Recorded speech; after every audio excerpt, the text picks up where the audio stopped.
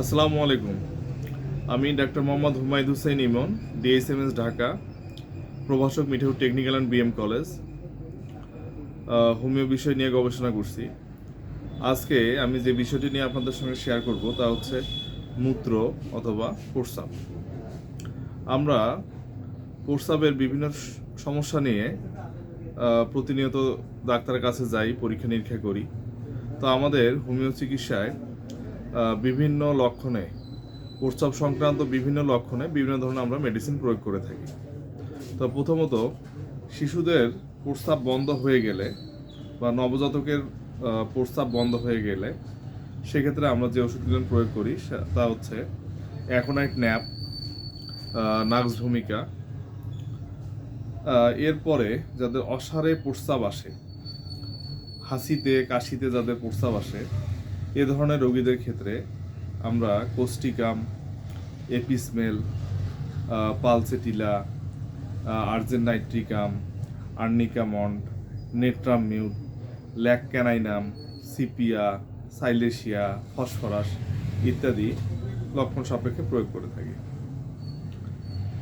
অনেক পেশেন্ট আসেন যারা বলেন যে আমাদের প্রস্রাবে প্রচুর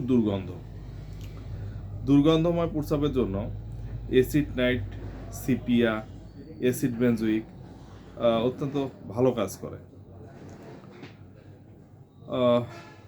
অনেক মুরব্বী আসেন যাদের প্রোস্টেট গ্ল্যান্ডের বৃদ্ধির জন্য প্রস্রাব বন্ধ হয়ে যায়।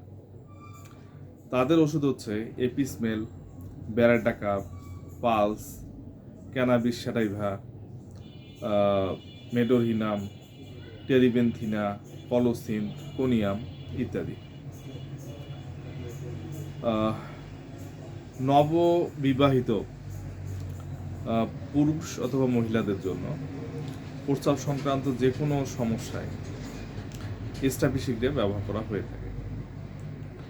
যাদের প্রস্রাবের জ্বালা পোড়া থাকে তাদের অনেক সুন্দর সুন্দর মেডিসিন আছে। আমাদের হোমিও চিকিৎসায় প্রস্রাবের আগে জ্বালা, মাঝখানে জ্বালা বা পরে জ্বালা এর জন্য বিশেষ বিশেষ ওষুধ ব্যবহার করে থাকি লক্ষণ সাপেক্ষে। সাধারণত যে ওষুধগুলো ব্যবহার করে থাকি আমরা তা হলো cantharis, terebinthina, sarsaparilla, berberis, equisetum, cannabis sativa, clematis, belladonna, sulphur, acid nit ইত্যাদি, মেডোরিনাম, থুজা লক্ষণ সাপেক্ষে আর কি আমরা প্রয়োগ করে থাকি। কারো কারো প্রস্রাবে একদম বিশ্রী গন্ধ থাকে, বিশেষ করে অ্যাসিড বেনজুগের রোগী সাধারণত পায়ে বৃদ্ধাঙ্গুলে আঘাত পায়। আঙ্গুলে আঘাত পাওয়ার পর যদি এ ধরনের কোনো সমস্যা চলে আসে যে প্রস্রাবে প্রচুর দুর্গন্ধ, যখন ঘোলা প্রস্রাব যায় তখন দুর্গন্ধ থাকে না, যখন পরিষ্কার প্রস্রাব যায় তখন দুর্গন্ধ আসে। এই ক্ষেত্রে অ্যাসিড বেনজুইক খুব ভালো কাজ করে। অ্যাসিড বেনজুইক একদম উত্তম একটি মেডিসিন।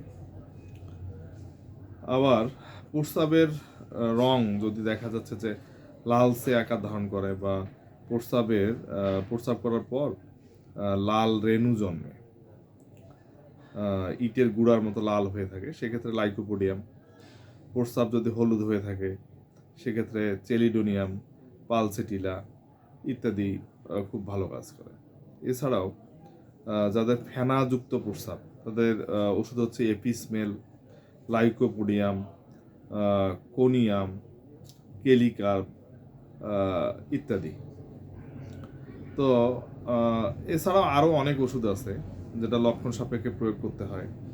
যারা বিছানায় প্রস্রাব করে তাদের ওষুধ হচ্ছে ক্রিওজোট, একুইজিটাম, কোস্টিকাম ইত্যাদি। এছাড়াও আরও অনেক সুন্দর সুন্দর মেডিসিন আছে যা লক্ষণ সাপেক্ষে প্রয়োগ করতে হয়। তো আপনারা স্থানীয় কোনো ভালো ডাক্তার পরামর্শ নেবেন এবং ওষুধ খাবেন। ইনশাল্লাহ প্রস্রাব সংক্রান্ত যে কোনো সমস্যার সমাধান হবে। ভালো থাকবেন। আসসালামু আলাইকুম।